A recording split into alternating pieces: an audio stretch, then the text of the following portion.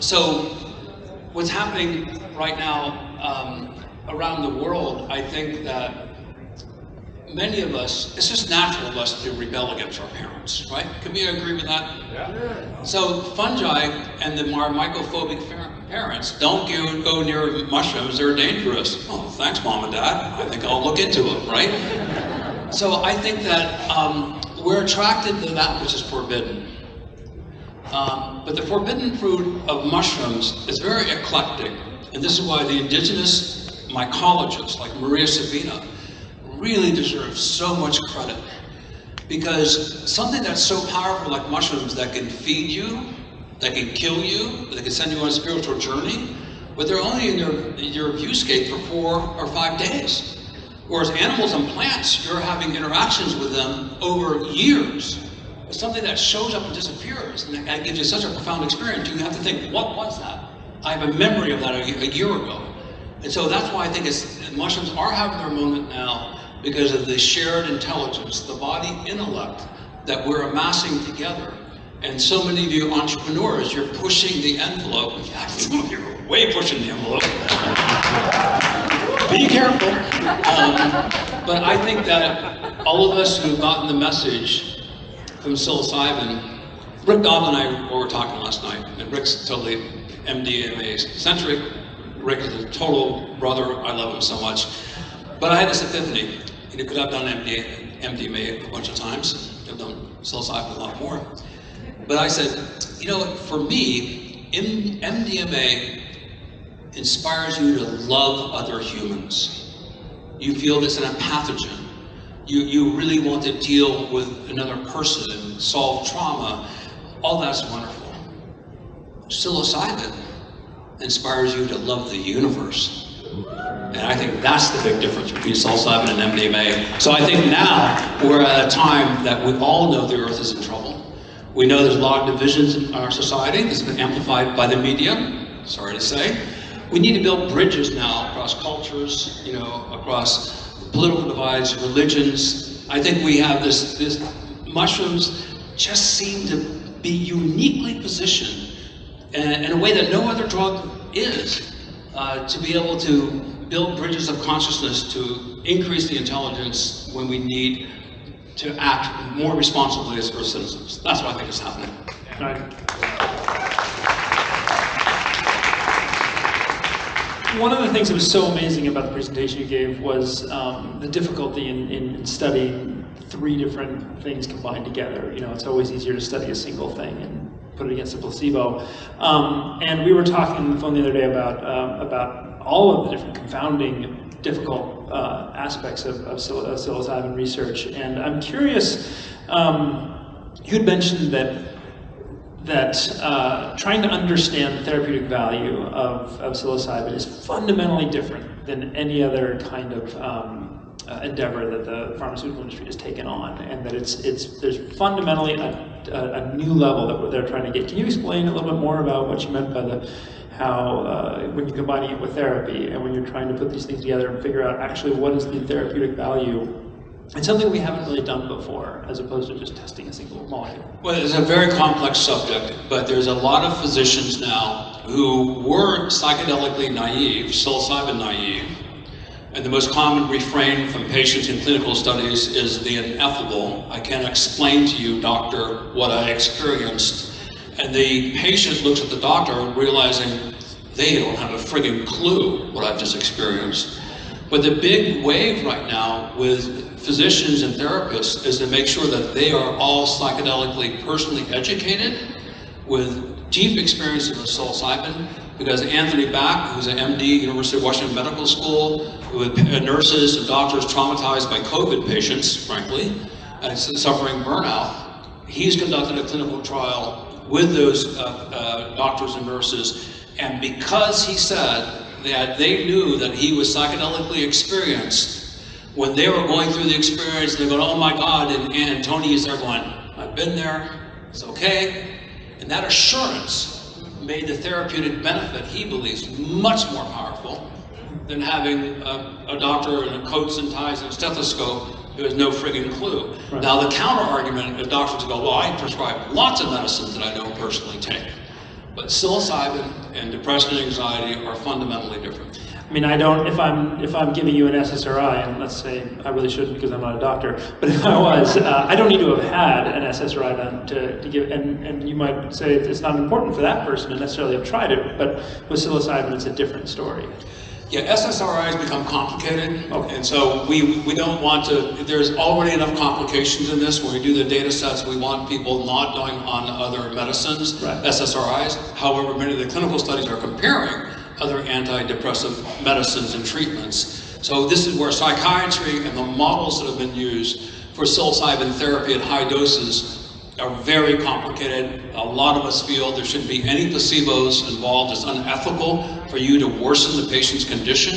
Are you comparing how depressed they were before the study or after the study, after they realized they got the friggin' placebo and they were there this whole time for the medicine? You know, it exacerbates their anxiety, and so you now have a contrast of data against a polluted data set. Now, I'm rocking the boat here that there's 200 physicians that are on these clinical trials plus that are using niacin and these other placebos, and it's just fundamentally flawed. One of the things that I came up with long ago, and I truly believe this is true, and especially for you younger people, I believe the biggest mistakes in science occur at the beginning of the decision tree. And then you have an alpha professor, oftentimes male, oftentimes white, who then bombastically tells you the way it is, and you can't challenge him for fear of being humiliated. And so you put your nose to the grindstone and you follow the conventional path. We need people who are challenging assumptions of all times. And so I think this is the problem. Now with microdosing and a placebo, microdosing means you feel no effect. So a placebo could just be cellulose and you take it. Well, a placebo study with a microdose makes sense. A placebo study with a macrodose treating a mental health issue does not make sense to me. And I want all the physicians here on this to carry this discussion forward. You know, I don't want to create an argument, I want to create a discussion for maximum patient outcome. But if we have a fundamentally flawed clinical design, then we retroactively discover that later millions of dollars have been wasted, hundreds of patients have been wasted in the effort, and then we may not be able to see the signals that we so desperately need.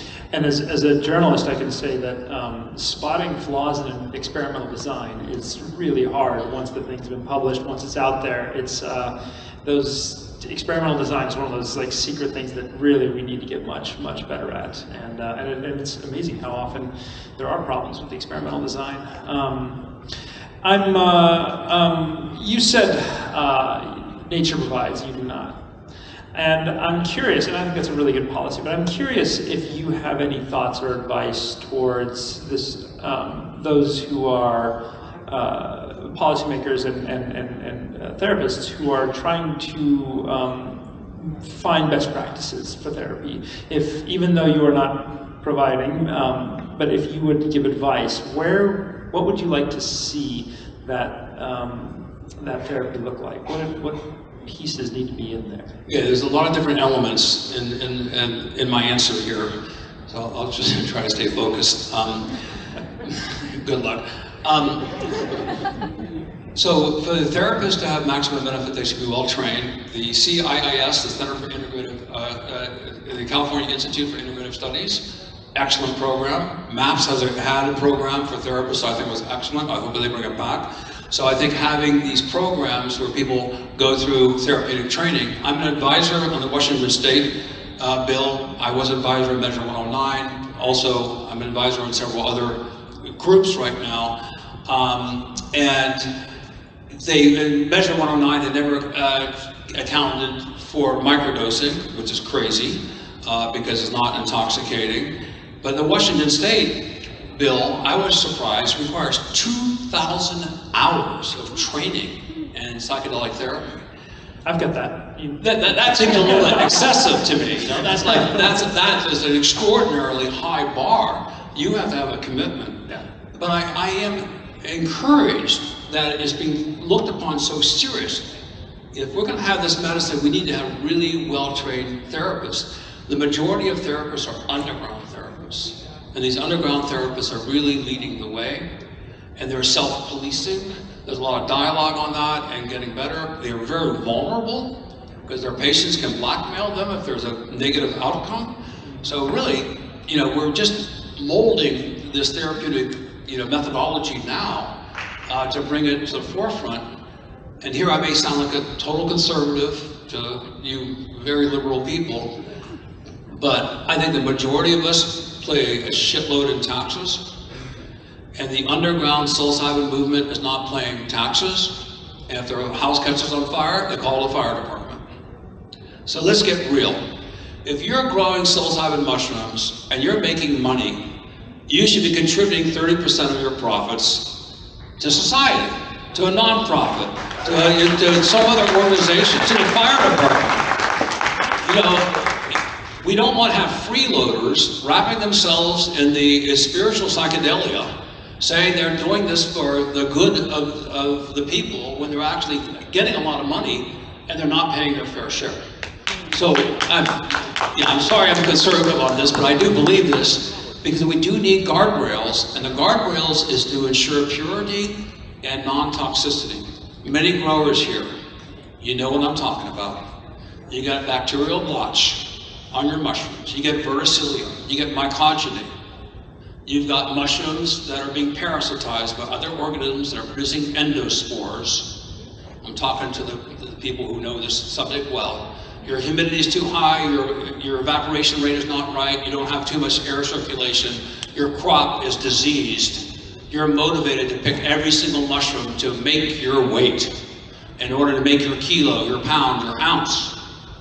Without you having controls, a lot of contaminated mushrooms are entering in to the therapeutic regimen, and the poor therapists don't know of the quality of their product. This is why there's a lot of excellent self-policing. I've been told by many therapists who are coming up the learning curve. This is why getting psilocybin mushrooms prior to sporulation is really important. Pre-pubescent mushrooms, prior to sporulation, you avoid at least one subset of potential allergenic reactions. So we need to have governmental controls. I believe when there's a commercial transaction, we need the government involved. That's why in Seattle, I love the ordinance. They decriminalize psilocybin for non-commercial use, which means anyone can use it. You could actually have a group of people all doing it together. And the city of Seattle will not enforce any law against you because there's no commercial transaction. Once you have commercial transactions, once you have a patient-doctor relationship, and now the entourage effect of psilocybin mushroom, I think is better than psilocybin the molecule, we need to have the guardrails and the controls to prevent people from having adverse reactions or even dying. Last question. I was talking to a birder the other day, and he was talking about a bird watcher, one of the leading sort of bird watchers in the country, and he was talking about how there was a bird that was flying in his bird feeder, and he was noticing these details, these things that no one else would see, which was like the fraying of the feathers that showed that it was going in and out of a hole in a tree, and things like that, things you couldn't even imagine. And it's because he had spent so much time looking at these birds. And I'm curious, when you look at a mushroom, psilocybin or otherwise, what are you seeing that we're not when you first pick it up? Well, the nonprofit I created with my three other partner co-directors, we're called, is a Center for Ecological Consciousness about a Ralph Metzger. It plays on the ecology of consciousness and the consciousness of ecology. And many of you know about my bee breakthrough for saving bees from colony collapse. I wrote an editorial for the New York Times, and I discovered, because I'm a beekeeper and a mushroom grower, that bees went to rotted logs to the mycelium for immunological benefit. I published in Nature Scientific Reports. To this day is in the top 0.1% of all articles ever published in the Nature publication ecosystem. Nature Medicine, Nature Physics, you name it. And it's the reason being is we're able to reduce viruses in bees by putting these extracts from the mycelium of reishi into sugar water, and for 12 days, and after 12 days, viruses that were killing bees dropped in one case 45,000 to 1. Better than any pharmaceutical. So that's why that article has so much traction. You can look it up, extracts of polyphenol mushrooms reduce viruses in honeybees, Apis mellifera. I'm the primary first author. I got 20 patents on this. So I'm answering your question because that's ridiculous. I mean, I'd love to have the patents, but I got the patents because there was no prior art. No one in the world, and they scan, the patent office scanned Chinese, Japanese, Russian, you name it, every language, every data set. No one ever before me had discovered that bees go to mycelium for immune benefit.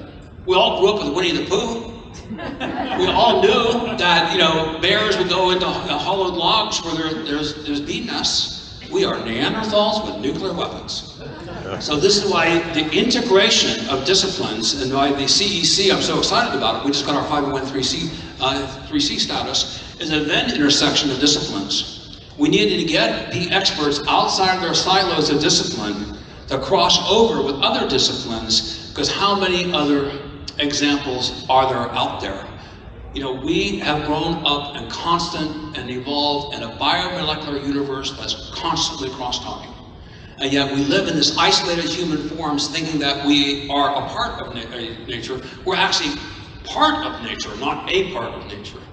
So I think that, observing, being an ornithologist and being a tripster, I mean, when you're fully imbued with psilocybin, you stop. And I have friends who've watched ants walk across, the floor, or looking at something they've been stared at 1,000,000 times and then see something different. So I think we need to get out of our comfort zones. We need to push the envelope, but we need to do it with grace, dignity, and most of all, with kindness. I really do believe that love is a universal constant of the universe. And this is, we need to invest in loving each other and moving forward. And I know we're at the end, but I just want to bring out one really important message to all of you. There's an indigenous elder in British Columbia, a man who's the chief of this tribe, and it's a horrible history of the abuse of indigenous, people all over the world, and in this case in British Columbia. And a mother whose son or daughter was saying, he said, why should I take my indigenous kids to a Western school? They've abused us, they've exploited us, they don't understand us, they don't relate to nature in the same way that we do, they don't have a concept of 7 generations. And this elder said something very profound, and it brings tears to my eyes to be able to convey such wisdom that came from this indigenous elder. He says, because we need 2-eyed seeing. One eye with the principles of indigenous wisdom, and the other eye with Western technology. Your children need to go to a Western school so we can have 2-eyed seeing. Look it up. There is numerous articles in Psychology Today, etc. They give honors. These 2 elders actually have helped move this forward. It's building bridges between different cultures, and the whole concept that sure, all peoples develop technologies that we share. I went to Anchorage, just before Christmas, the best First Nations museum I've ever seen in Anchorage. And at the end of this incredible display, I was pissed off that the Europeans thought that these indigenous people were not advanced in their technologies. Unfriggin' believable with their resource management.